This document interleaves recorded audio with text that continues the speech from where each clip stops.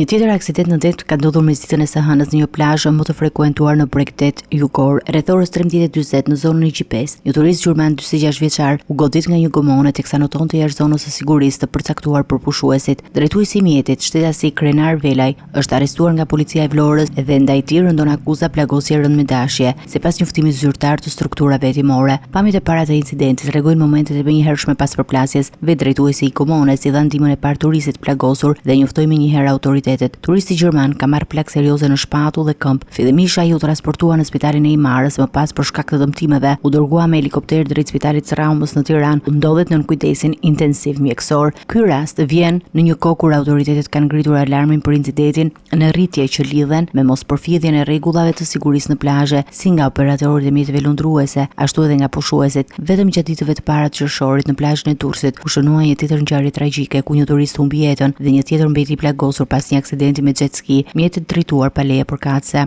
Autoritetet vijojnë të bëjnë thirrje për mosrespektimin e zonave të ndaluara për mjetet motorike dhe kërkojnë nga operatorët turistik që të zbatojnë detyrimet e rregullave për dhënien me qira të mjeteve lundruese. Ndërkohë policia e Vlorës ka intensifikuar kontrollet për subjektet që operojnë pa licencë ose në kundërshtim me protokollet e sigurisë.